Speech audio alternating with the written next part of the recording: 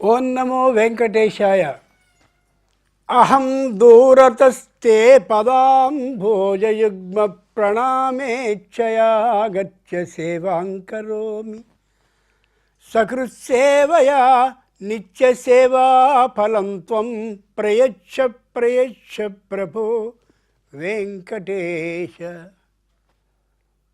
శ్రీ విష్ణు సహస్రనామ మాధుర్యం శీర్షిక 30వ ఘట్టాన్ని దాటి 31లోకి వచ్చేసింది.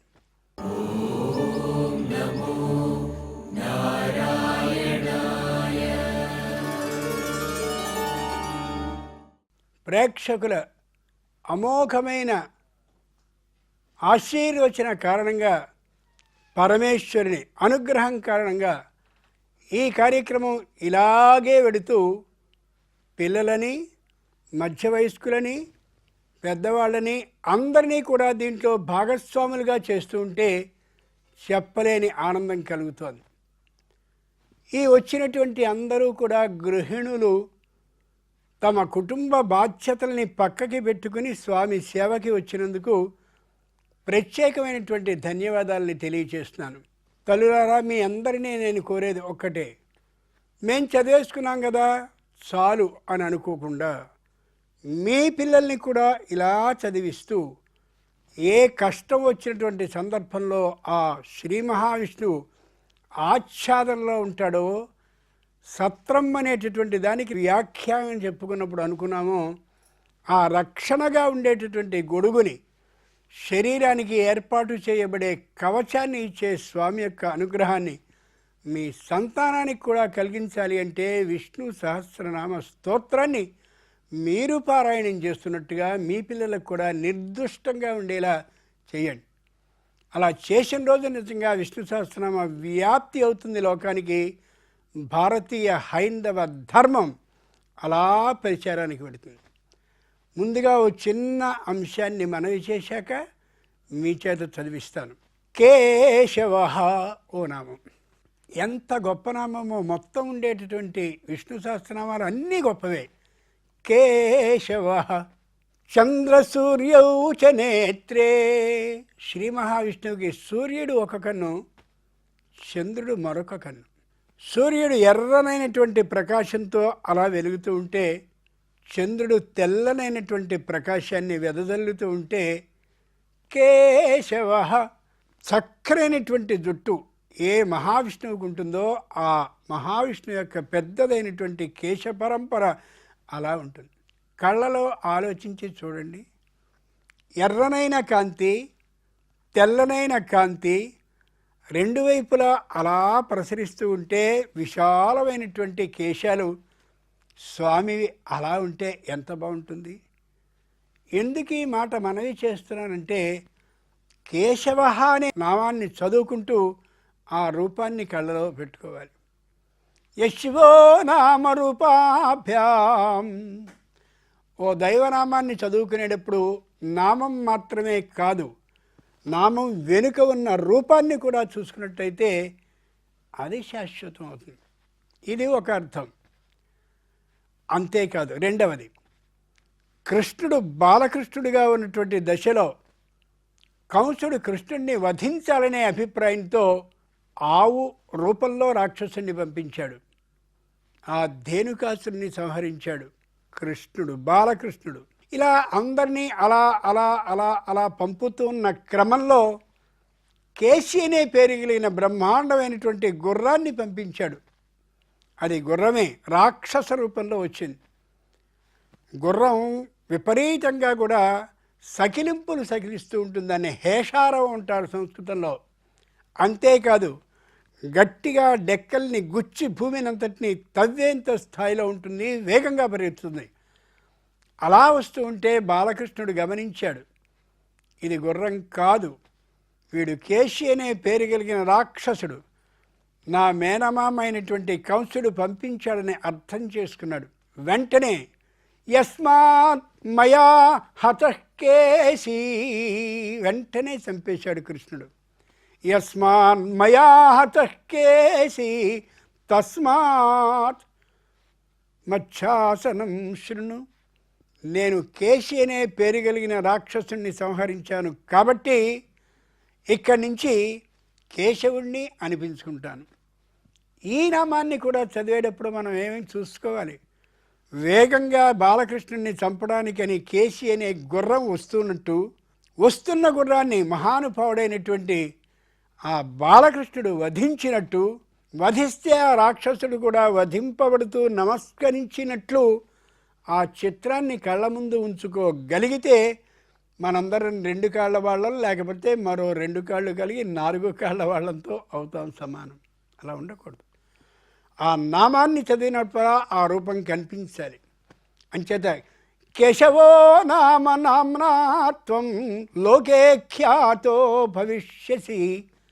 అప్పుడు అన్నాడు కృష్ణుడు, ఎంత చక్కగా చంపబడ్డావు కేశి, సంతోషం అనగానే నీకు కేశవుడనే పేరు కలుగుతుంది కేశి అనే రాక్షసుని చంపడం ద్వారా అని అక్కడి ఋషులందరూ అన్నారు. అంచేత ఆయన పేరు కేశవ. కాబట్టి విపరీతమైనటువంటి శిరోజాలు కలిగినవాడు, సూర్య చంద్ర నేత్రాలతో చక్కనైన ప్రకాశాన్ని అలా అందించుతూ ఉండేవాడు. కేశి అనే పేరు కలిగిన రాక్షసుడు గుర్రం రూపంలో వచ్చి అలా వస్తూ ఉంటే ఆ రాక్షసుడిని వధించినటువంటి బాలకృష్ణుడు మన కళ్ళలో కనిపించాలి. ఇలా 1000 నామాలకి 1000 రూపాలుంటాయి, 1000 చిత్రాలుంటాయి.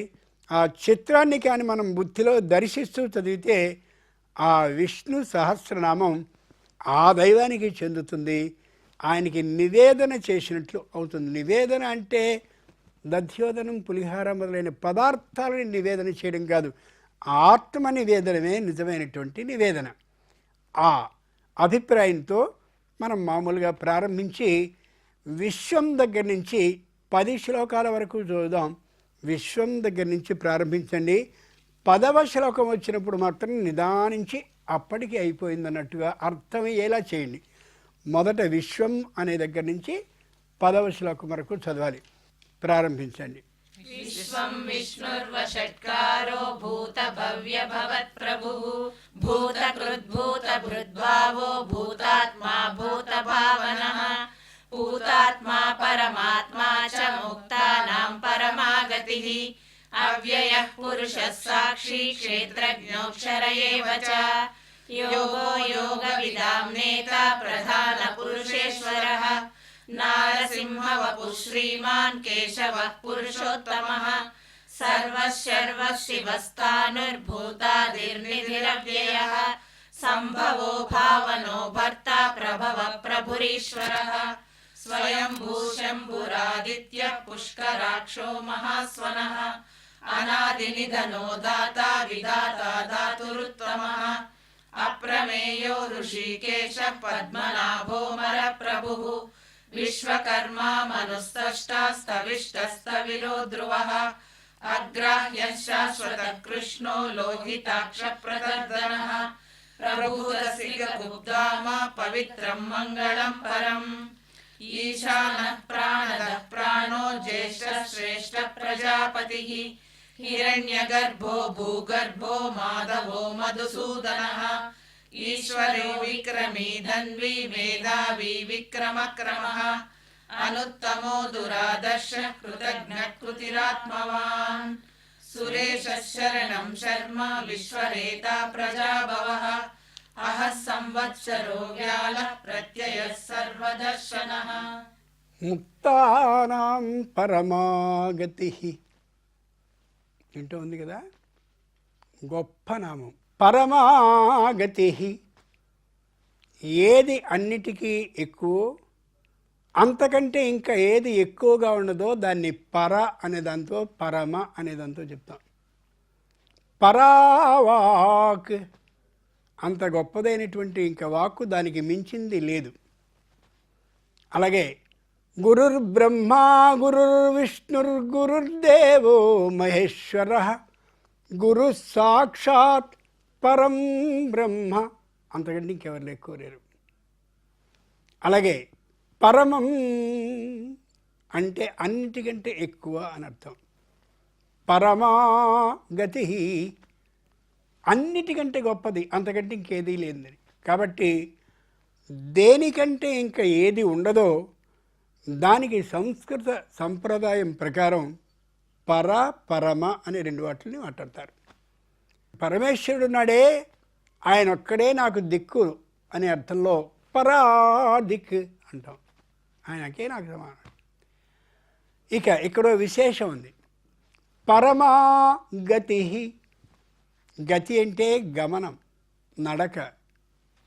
రెండు రకాలు ఉంటాయి గతులు, సకామగతి నిష్కామగతి అని. సకామగతి అంటే ఏదో మనం ఊరికి ఓ పని మీద వెళ్ళాం, ఆ పని పూర్తయింది, అయిపోయిన తర్వాత వెంటనే మళ్ళీ వచ్చేస్తాం, ఇంకా వెళ్ళినటువంటి ప్రదేశాన్ని గురించి ఆలోచించాం. ఇప్పుడు మనందరం విష్ణు సహస్రనామ స్తోత్రాన్ని గానం చేయడం కోసమని సకామగతి అదే కోరికతో ఇక్కడికి వచ్చాం, అయిపోయిన తర్వాత వెళ్ళిపోతాం. కానీ నిష్కామగతి అంటే అది కాదు. నిష్కామగతి అంటే అక్కడికి వెడుతున్నాం అంతే, మళ్ళీ ఇక తిరిగి రాము. కాబట్టి ఏ విధమైనటువంటి ఏర్పాట్లని చేసుకోకూడదు, తీసుకువెళ్ళకూడదు అనేటటువంటిది ఏదైతే ఉంటుందో దాన్ని నిష్కామ గతి అంటారు. ముక్తానాం పరమా గతి, ఏ భగవంతుల్లో లీనమైపోయి మోక్షాన్ని పొందాలి అని అనుకుంటారో దాన్ని పరమాగతి అంటారు. అక్కడికి వెళ్ళిన తర్వాత మళ్ళీ మనం భూలోకంలోకి వద్దాం, మన ఇళ్ళు మన పొలాలు చూసుకుందాం, ఉండదు. ఏదైతే ముక్తులకి పరమాగతి ఆయన శ్రీ మహావిష్ణువు అని తెలియచెప్తోంది ఈ నామం. ఆలోచించి చూడండి. ఓ నారదుడు ఉన్నాడు, అక్కడికి వెళ్ళాడు, నామ సంకీర్తనపరునిగా అయిపోయాడు. ఇక మళ్ళీ ఆయనకి పునర్జన్మ అనేది ఉండదు. నన్ను జాగ్రత్తగా ఆరాధించినటువంటి వాళ్ళకి పునర్జన్మన విద్యతే, ఇక మళ్ళీ జన్మ ఉండదు. యతో వాచో నివర్తంతే అప్రాప్య మనసా సహా, అంచేతంతే అక్కడికి వెళ్ళిపోయిన తర్వాత ఇక మళ్ళీ వెనక్కి రారు. కాబట్టి మనం విష్ణు సహస్రనామ స్తోత్రాన్ని మాత్రమే పారాయణం చేసుకుంటూ ఉండగలిగితే, హృదయంతో ఆరాధిస్తూ ఉన్నట్లయితే ఆ స్థితికి చేరేటటువంటి రోజు ఎప్పుడో అప్పటికి వస్తుంది. అలా సంపాదించినటువంటి వాళ్ళే ప్రహ్లాద నారద పరాశర పుండరీక వ్యాసాది భాగవత పుంగవ హృన్నివాస, వాళ్ళు అక్కడికి వెళ్ళిపోయారు, మళ్ళీ తిరిగిరారు. మనందరం తిరిగి వెళ్ళేటటువంటి సకామగతిలో ఉన్నాం, వాళ్ళు నిష్కామగతికి వెళ్ళారు. ఆ విధమైనటువంటి ఆలోచనతో దృఢ భక్తి ఆనందాలతో చేస్తే చాలా గొప్పగా ఉంటుందని ముక్తానాం పరమాగతి. భీష్ముడు ఉన్నాడు, అంపశయ్య మీద పడున్నాడు, ఆయనే ఈ స్తోత్రం అంతా మనకు అందించినటువంటి మహానుభావుడు. ఆయన చెప్తున్నాడు ముక్తానాం పరమాగతి, నేను నీలో చేరిపోతున్నానుగా, ఇక మళ్ళీ ఈ లోకానికి రాను. చిత్రం ఏంటంటే ఆ భీష్మ పితామహునితో సంబంధం ఉన్న అందరూ కూడా మళ్ళీ వచ్చే అవకాశం ఉంటుంది, ఆయన ఒక్కడికే లేదు. మనుష్యాణం సహస్రేషు కశ్చిద్ యతతి సిద్ధయే యతతామపి సిద్ధానాం కశ్చిన్ మాం వేత్తి తత్వతః. 1000 మంది పరుగు పందెంలో పాల్గొన్నట్టయితే 100 మంది గెలుపొందారు అనుకుంటే, మళ్ళీ 100 మందికి పెడితే 10 మంది గెలిస్తే 10 మందిని మళ్ళీ పరుగు పందానికి పెడితే ఒక్కడు గెలుస్తాడు. అలా విష్ణు సహస్రనామాన్ని పారాయణం చేసేవాళ్ళు 1,000,000 మంది ఉంటే 1,00,000 మంది దాంట్లో ఆ ముక్తానాం పరమాగతి స్థాయికి వెళ్ళడం కోసం చేస్తే విష్ణు సహస్రనామ మాధుర్యం లోకానికి అంతటికీ పంచగలిగిన వాళ్ళం, పంచేవాళ్ళం కాగలుగుతాం. ఆ దృష్టితో మనం ఉండాలి. కొద్దిగా ధ్యాసని చూసుకోండి. సకామగతి నుంచి నిష్కామగతికి వెళ్ళేటటువంటి ఆలోచన చేయండి. కాశీకి వెళుతుంటారు, అక్కడి నుంచి పైకి వెళ్ళిపోవాలి, నిష్కామగతి, ఇంకేం అక్కర్లేదని. నిష్కామగతికి వెళ్ళేవాడు ఏం చేయాలి? వెళ్ళేటప్పుడు చక్కనైనటువంటి శీతలీకృతమైన గది, అంటే ఏసీ రూమ్, మంచి వాహనం, మంచి వంటవాళ్ళు అందరినీ ఏర్పాటు చేసుకుంటే అది నిష్కామగతి కాదు, అది సకామగతే. నిష్కామగతి అంటే ఎదురుచ్ఛాలాభ సంతుష్ట. మధ్యాహ్నం అయ్యేసరికి ఎవరో అన్నం పెడతారా? ఆ కాశీ తల్లి ఉంది కదా, అన్నపూర్ణాదేవి, విశాలాక్షీదేవి నాకు ఎక్కడ భిక్షాన్ని ఏర్పాటు చేస్తుందా అనే అభిప్రాయంతో తిరిగి దొరికితే తినడం, లేకపోతే అమ్మవారు వద్దని మానేయడం, ఏదైతే చేస్తామో అది నిష్కామగతి. చూసుకోవాలి.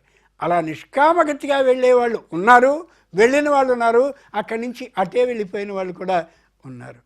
ఆ స్థాయికి రావాలంటే విష్ణు సహస్రనామాన్ని నిరంతరం పారాయణం చేసుకుంటూ ఉండాలి. చేసుకుంటే ఖచ్చితంగా ఆ స్థితి మనకి లభ్యమవుతుంది. బాగా చదివారు. ఇంకా తేడాలు ఏం లేకుండా ఉండడం కోసమని ఒక్కసారి 1 నుంచే 10 మళ్ళీ చదవండి. మళ్ళీ చదివిస్తున్నామని ప్రేక్షకులు అనుకోవద్దు. గట్టిపడాలి అంటే ఆ వినేటటువంటి వాళ్ళకు కూడా సంపూర్ణంగా అక్షర దోషం లేకుండా రావాలి అన్నట్టయితే అలా పారాయణం చేసుకోవడం అవసరం తప్ప మరో ఉద్దేశం మాత్రం కాదు. నిదానంగా చదవండి, ఇందాలని చదవండి. పరమాత్మాచ అలాగదు. అలాగే ఇంకెక్కడైనా సరే వ్యాసాయ విష్ణు రూపాయ అని వస్తూ ఉంటుంది. సహజంగా ఎక్కడైనా సరే ఓం నమో నారాయణాయ అన్నప్పుడు ఓం నమో నా ముందు వచ్చేస్తుంది, రాయణాయ అంటారు. కొద్దిగా మనం తెలిసినటువంటి పొరపాట్లు ఇవి, కానీ పొరపాట్లు అని తెలియదు మనకి. అలా జాగ్రత్తగా చదవండి. చాలా బాగా చదివారు. ఇంకొకసారి చదవండి 1 నుండి 10 వరకు. 10వది మళ్ళీ నిదానించి చదవండి. ప్రారంభించండి. విశ్వం విష్ణుర్వషట్కారో భూత భవ్య భవత్ ప్రభుః భూతకృద్భూతభృద్భావో భూతాత్మా భూతభావనః భూతాత్మా పరమాత్మా చ ముక్తానాం పరమాగతిః అవ్యయః పురుషः సాక్షి క్షేత్రజ్ఞోక్షర ఏవ చ యోగో యోగవిదాం నేత ప్రధాన పురుషేశ్వరః నారసింహవపుః శ్రీమాన్ కేశవః పురుషోత్తమః సర్వశర్వశివస్థానుర్భూతాదిర్నిధిరవ్యయః సంభవో భావనో భర్త ప్రభవః ప్రభురీశ్వరः స్వయంభూ శంభురాదిత్య పుష్కరాక్షో మహాస్వనః అనాదినిధనో దాత విధాత దాతురుత్తమః అప్రమేయో ఋషికేశ పద్మనాభో మరప్రభుః విశ్వకర్మా మనుస్వష్టస్తవిష్టస్తవిరో ధ్రువః అగ్రాహ్య శాశ్వత కృష్ణో లోహితాక్ష ప్రతర్దనః ప్రభూతస్థితతుబ్ధామ పవిత్రం మంగళం పరం ఈశానః ప్రాణద ప్రాణో జ్యేష్ఠ శ్రేష్ఠ ప్రజాపతిః హిరణ్యగర్భో భూగర్భో మాధవో మధుసూదనః ఈశ్వరో విక్రమీ ధన్వీ మేధావీ విక్రమక్రమః అనుత్తమో దురాదర్శ కృతజ్ఞ కృతిరాత్మవాన్ సురేశ శరణం శర్మ విశ్వరేత ప్రజాభవః అహః సంవత్సరో వ్యాల ప్రత్యయ సర్వదర్శనః. మంగళం పరం అని చదివారు అంతేగా. మంగళం ఎర్రవల్లో 3వ అక్షరం ఉందే లా, అది. మా అబ్బాయి మాంగళ్య సూత్రాన్ని కట్టాడు అంటారా? మంగళసూత్రాన్ని కట్టాడంటారు, మాంగళ్యం అంటారు అంతేగా. ఈ కొత్త కాలం విధానం వచ్చిన తర్వాత కళ్యాణ మండపం అని అలా రాస్తున్నారు. కళ్యాణ మండపం రాయడం తప్పు. కళ్యాణ ఎర్రవల్లో లా 3వ అక్షరం ఉందే ఆ అక్షరాన్ని రాయాలి. సంస్కృతంలో అలా అనేది లేదు, మంత్రశాస్త్రంలో ఉంటుంది. అంచేత లానే ఉండాలి ఎక్కడైనా సరే. అది బాగా గుర్తుంచుకోండి. ఇప్పుడు మీరు చదివిన దాంట్లో మహాస్వనః, గొప్ప నామాల్లో అది కూడా ఒకటి. మహాస్వనః పెద్ద ధ్వనిని చేసేవాడు అని అర్థం. మహావిష్ణువు పెద్దగా అరుస్తుంటాడా, పెద్దగా గోల చేస్తుంటాడా? ఇదేం నామం అండి అనిపిస్తుంది పైకి. పురాణ ఇతిహాసాలు వేటిల్లో అయినా సరే పైకి చూస్తే అదో రకంగా కనిపిస్తుంది, లోపలికి వెళ్ళి చూస్తే నిజం తెలుస్తుంది. పూర్వులు ఎంత గొప్పవాళ్ళు అంటే ఇదేమిట్రా ఇలా ఉంది అనుకునేలా చేసి, బుద్ధిహీనుడైతే అక్కడైనప్పుడు తిడుతూ కూర్చుంటాడు, బుద్ధిమంతుడైతే ఇలా ఎందుకు మహర్షి రాసి ఉంటాడు, మనకి ఎందుకు తెలుసుకోలేనంత చవటలంగా ఉన్నాం అని అనుకుని అప్పుడు అర్థం చేసుకుంటాడు. నేను నిద్రపోతున్నానమ్మా నన్ను లేపకు అంటాడు మీ పిల్లవాడు, మీ పిల్ల అంతేగా. పడుకుంటారు. నిద్ర పట్టడం లేదు అంటాడు వాడు. ఎందుకు నిద్ర పట్టడం లేదురా, కళ్ళు మూసుకున్నావు, పొద్దునుంచి శ్రమపడ్డావు, నేను చక్కగా పెట్టాల్సిన అన్నం అంతా పెట్టాను, ఎందుకు పట్టడం లేదు? ఏమిటో నిద్ర పట్టడం లేదు. మళ్ళీ మధ్యలో లేస్తాడు వాడు, లేచమ్మా నిద్ర పట్టడం లేదు. ఎందుకు పట్టడం లేదో తెలిసినా, వీధిలో ఎవరో చప్పుళ్ళు చేస్తే నిద్రపోకపోవడం కాదు, శరీరంలో ఉండే పంచ ఇంద్రియాలు నిద్రపోతున్నా ఈ బుద్ధి అనేది నిద్రపోతుంది. బాగా గుర్తుంచుకోండి. రేపు పొద్దున పరీక్ష రాయాలి, ఈ ప్రశ్నకి సమాధానం తెలియలే, వాడు అక్కడున్నాడు, వాడు ఏమంటాడో, వెళ్ళేటప్పుడు హాల్ టికెట్ మర్చిపోతానేమో, ఇవన్నీ లోపల వాడికి బుద్ధిలోకి వెళ్ళి బుద్ధి నిద్ర లేపుతూ ఉంటుంది. ఆ నిద్ర లేపుతున్నది బుద్ధి అనే విషయం పాపం వాడికి చిన్న వయసు ఉన్నవాడికి తెలియదు. వాడికే కాదు, మీకు కూడా కుటుంబంలో ఏదో చిన్నదైనటువంటి ఏదో జరిగిందనుకోండి, జరిగితే మంచం మీద పడుకుంటారు, కానీ ఏం రాదు, నిద్ర రాదు. ఎందుకని? కళ్ళు మూసుకున్నాయి, చెవులు వినిపించుకోవటం లేదు, ఏది ధ్వని లేదు, అంతా చక్కగా ఉన్నాం, ఇంట్లో ఒక్కళ్ళమే ఉన్నాం, కానీ నిద్ర పట్టడం లేదు. అంటే ఏమిటర్థం? బుద్ధి మిమ్మల్ని నిద్ర లేపుతోంది అని అర్థం. మరి ఎలాగండి ఆలోచనలు రాకుండా ఉండవు కదా? అది అప్పుడేం చెయ్యాలి? మహాస్వన. మహాస్వన అంటే వేదం అని అర్థం. బ్రహ్మాండమైనటువంటి వేద మంత్రాలని ఆ సమయంలో కానీ వినిపించుకున్నట్టయితే, చక్కనైనటువంటి వేదాన్ని అలా మామూలుగా పెట్టుకున్నట్టయితే వెంటనే వెంటనే వెంటనే నిద్రపడుతుంది. ఏ విధమైన చప్పుడు లేకుండా ఉన్నప్పుడు నిద్రపోవలసిన మనకి మరింత పెద్దదైనటువంటి చప్పుడు వినిపిస్తే నిద్ర వస్తుంది. ఎంత గొప్ప మాట ఇది! మహానుభావులైనటువంటి శ్రీ శ్రీ శ్రీ చంద్రశేఖరేంద్ర మహాసరస్వతి స్వాముల వారు చెప్పినటువంటి రహస్యం ఇది. నేను చెప్పేది, నేను నా సొంతాన్ని నేను ఎప్పుడూ చెప్పను. అసలు పైగా మనం సొంతంగా వడ్డించేదికి ఏముంది? నాకు వాళ్ళు ఎవరో వంట చేసేస్తే వడ్డించడం మాత్రం మనం చేస్తున్నాం. దేవాలయానికి వెళ్ళా సరే ఇటు అటు ఎదురుబెదురుగా నిలబడి అలా వేదాన్ని చదువుతూ ఉంటే ఎక్కడికో మనం వెళ్ళిపోతాం. అంటే ఏమవుతుంది? బుద్ధిని నిద్రపోనిస్తున్నాము అని అర్థం. అర్థమైందా? కుటుంబంలో చిన్న ఉపద్రవం కలిగినా, భార్యాభర్తల మధ్య చిరుబురులు వచ్చినా, లేక ఇంకెవరితో అయినా చిన్న మాట వచ్చినా, ఆ సమయంలో చేయవలసింది, చేయగలిగింది, బుద్ధిని పడుకోబెట్టగలిగింది మహాస్వన. ఆ మహాస్వనమైన వేద స్వరూపుడు ఎవరంటే ఈ మహానుభావుడైనటువంటి వెంకటేశ్వర స్వామి. ఒక్కసారి మీరు విష్ణు సహస్రనామ మాధుర్యాన్ని కానీ తీసుకున్నట్టయితే మళ్ళీ ఈ రుచి ఎప్పుడు ఎప్పుడు ఎప్పుడు అని అడుగుతూనే ఉంటాం. అంత గొప్పగా వాళ్ళు రాశారు. వ్యాసుడి విష్ణు సహస్రనామాన్ని మనకు అందించినందుకు ఏమైనా తీసుకున్నాడా?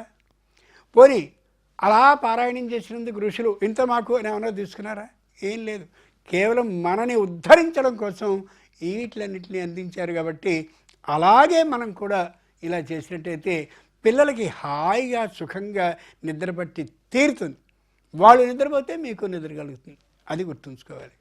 అది ఇప్పుడు 11 నుంచి 20 శ్లోకాల వరకు నిదానంగా చదవండి. తప్పులు ఏవైనా ఉంటే చెప్తాను నేను. ఏ విధమైనటువంటి ఇబ్బంది లేకుండా చదవండి. 20వ శ్లోకాన్ని మాత్రం నిదానించి చదవాలి. ప్రారంభించండి. సర్వేశ్వర సిద్ధ సిద్ధి సర్వాదిరచ్యుతః అమ్మా ఇంకొకసారి కొద్ది గొంతు పెంచండి. రవ్వలేదు గొంతులో.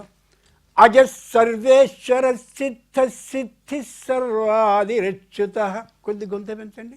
అజ సర్వేశ్వర సిద్ధ సిద్ధి సర్వాదిరచ్యుతః వృషాకపిరమేయాత్మా సర్వయోగ వినిశ్రుతః వసుర్వసుమనా సత్య సమాత్మా సంమితః సమః అమోఘ పుండరీకాక్షో వృషకర్మా వృషాకృతిః రుద్రో బహుశిరా బభ్రుర్విశ్వయోనిః శుచిశ్రవాః అమృతశాశ్వతస్థానుర్వరారోహో మహాతపాః సర్వగః సర్వవిద్వానుర్విశ్వక్సేనో జనార్దనః వేదో వేదవిదవ్యంగో వేదాంగో వేదవిత్కవిః లోకాధ్యక్షः సురాధ్యక్షో ధర్మాధ్యక్షः కృతాకృతః చతురాత్మా చతుర్వ్యూహశ్చతుర్ద్రంశ్చతుర్భుజः భ్రాజిష్ణుర్భోజనం భోక్తా సహిష్ణుర్జగదాభిజः అనఘో విజయో జేతా విశ్వయోనిః పునర్వసుః ఉపేంద్రో వామనః ప్రాంశుర్నమోఘ శుచిరూర్జితः అతీంద్రः సంగ్రహः సర్గో ధృతాత్మా నియమో యమः వేద్యో వైద్యः సదా యోగి వీరः మాధవో మధుః అతీంద్రియో మహామాయో మహోత్సాహో మహాబలః మహాబుద్ధిర్మహావీర్యో మహాశక్తిర్మహాద్యుతిః अनिर्देश्य वपुः श्रीमान् अमेयात्मा महाधृत् महेश्वासो महीभर्ता श्रीनिवासः सतां गतिः अनिरुद्धः सुरानन्दो गोविन्दो गोविदां पतिः వేదాంగో వేదవిత్ కవి. కవి అంటే మహావిష్ణువు అలా కూర్చుని కవిత్వాన్ని రాశాడా? పై అర్థం అలా ఉంటుంది, అది కాదు. కవి యథాస్మై రోచతే విశ్వం తథేదం పరివర్తతే. కవి ఏం చేస్తాడు? ఆలోచన చేస్తాడు. ఈ నాయకుడిని ఇలా చేస్తే బాగుంటుంది, ఈ నాయకుని అలా చేస్తే బాగుంటుంది, ఆ ప్రతి నాయకుడిని ఇలా తీర్చిదిద్దితే బాగుంటుంది అని తనకి తోచిన బుద్ధికి అనుగుణంగా మారిస్తే అప్పుడు బాగా అర్థమవుతుంది. ఎక్కువ మంది చదువుతారు, కవి ఆనందాన్ని పొందుతాడు.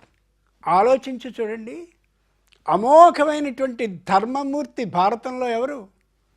ధర్మరాజు. ఆయన గారిని తీసుకెళ్ళి అజ్ఞాతవాసంలో సన్యాస వేషంలో కూర్చోబెట్టి పాచికలాడు అని మార్చాడా? కవి ఆయన మారుస్తాడు కదా. చెప్పలేనంతటి కండబలం కలిగి ఎంతటి మల్లయోధులనైనా వధించగలిగినటువంటి శక్తిమంతుడైన భీమసేనుణ్ణి వంటలు వండేవాడిగా మార్చేశాడు మహావిష్ణువు. ఆలోచించారా? మహావిష్ణువు ఎలా మారుస్తాడు అంటే అలా మారుస్తాడు. వీళ్ళందరూ ఏకచక్రాపురంలో ఉన్నప్పుడు, సంస్కృతంలో వ్యాస భారతంలో ఏకచక్రపురం అలా ఆ మహానుభావుడు ఏకచక్రాపురం. ఆ ఏకచక్రాపురంలో ఉన్నప్పుడు వీళ్ళందరూ కూడా భిక్షం ఎత్తుకునేటటువంటి వాళ్ళుగా చేశాడు. వాళ్ళందరూ భైక్షం అంటే భిక్షాన్నాన్ని తెస్తే ద్రౌపదీదేవి మంచి బొజ్జ కలిగినటువంటి వాడు, బొజ్జ అంటే వేలాడుతున్న బొజ్జ కాదు, ఉరక ఉదరహ. మనకి నీవారశోకవత్తన్వి పీతాభా స్వస్యనూపమ, మనందరికీ అరిగించడానికి వీలుగా ఉండేటటువంటి ఆ లోపలుండే జఠరం వడ్ల గింజ మీద చిన్న అలా ముక్కులా ఉంటుందే, అంతే ఉంటుంది. కానీ ఆయనకి వృక అంటే బొట్టన వేలికి పైన కనుపుందే అంత ఉంటుంది. అటువంటి వాడు ఎంత తింటే సరిపోతుంది? అందుకని ద్రౌపదీదేవి అలా భైక్షాన్ని, రాజపుత్రులు వాళ్ళు, రాజులు అంటే కొన్ని లక్షల మందికి భోజనాన్ని పెట్టవలసిన వాళ్ళు, పెట్టగలిగిన వాళ్ళు, పెట్టే బుద్ధి గుణం ఉన్నటువంటి వాళ్ళు, అలాంటి వాళ్ళు భైక్షాన్ని, అలా భిక్షాన్నాన్ని తెస్తే ఈ వృకోదరునికి ఉండేటటువంటి జఠర శక్తిని గమనించిన ద్రౌపది దాన్ని సగాన్ని చేసి, ఈ సగం నువ్వు తినరా, మేము ఇదిగో ఇది తింటాం, సర్దుకోవడం కాదు అని. నిజమైనటువంటి భార్య ఎవరు అంటే ఆడబిడ్డ తిను అనేది అది భార్య కాదు. ఖచ్చితంగా వాడిని ఎలా కూర్చోబెట్టి వడ్డిస్తూ ఉండేలా చేసినట్టయితే ఎంత ముచ్చటి పెడతాడో. మగజాతి పిచ్చి జాతి, నిజంగా పిచ్చి జాతి ఏదంటే మగజాతే. పొద్దున్న తాగావా, తిన్నావా, అదైందా, బాగా జరిగిందా అని ఇలా అడిగారనుకోండి, అంతే వాడు సాష్టాంగ పడతాడు. హృదయంలో లేకపోవచ్చు, నటనైనా కనీసం చేస్తే సరి. ఇది గుర్తుంచుకోవాలి. రుక్మిణి సత్యభామ ఇద్దరిలో ఉన్న తేడా అదే. సత్యభామ ఉన్నదన్నట్టుగా మాట్లాడేది, రుక్మిణీదేవి మెత్తగా మాట్లాడుతూ ఉండేది. కృష్ణుడు రుక్మిణి ఇంట్లోనే ఎక్కువసేపు ఉండేవాడు, సత్యభామ ఇంటికి వెళ్ళినప్పుడు చాలా భయపడుతూ ఉండేవాడు, ఎప్పుడెప్పుడు పారిపోదామా అన్నట్టు ఉండేవాడు. అదే బాగా గమనించుకోగలగాలి. ఇటువంటి పురాణ ఇతిహాస కథల్ని, స్తోత్రాలని చదివేటప్పుడు ఇంటిని ఇలా తీర్చిదిద్దుకోవాలో మనకు తెలుస్తూ ఉంటుంది. బాగా అర్థం చేసుకోగలగాలి. అంచేత ఏ నామాన్ని చూసినా సరే అది మన జీవితంలో ఉండే, మన జీవితాన్ని తీర్చిదిద్దుకోవడానికి ఉపయోగపడుతుంది తప్ప ఏదో భగవంతుడికి చేసేసాం కదా కాదు. అంత గొప్పదైనటువంటి నామాల్లో ఒక నామం మనం ఇప్పుడు అనుకునేటటువంటిది. అర్థమైందా? అంచేత కవి ఆయనే మార్పు చేస్తాడు. ఎలా మార్పు చేస్తాడో తెలియదు. శ్రీ విష్ణు సహస్రనామ మాధుర్యం శీర్షిక 31 దాటి 32లోకి అడుగుపెట్టబోతోంది. దీనికి కేవలం ప్రేక్షకుల యొక్క ఆదరణ మాత్రమే కారణం. ఇలా గృహిణులైనటువంటి వాళ్ళు ఎందరూ ఇక్కడికి తమ కుటుంబ బాధ్యతల్ని పక్కకి జరిపి వచ్చారో అలాగే అనేకులు రావాలని, వాళ్ళ కుటుంబాలన్నీ విష్ణు సహస్రనామ మాధుర్యాన్ని నిరంతరం అనుభవిస్తూ ఉండాలని, ఆ పరమేశ్వరుడు దానికి ఆశీర్వచనాన్ని అందించాలని ఆ దైవాన్ని ప్రార్థిస్తూ ఓం నమో భగవతే వెంకటేశాయ.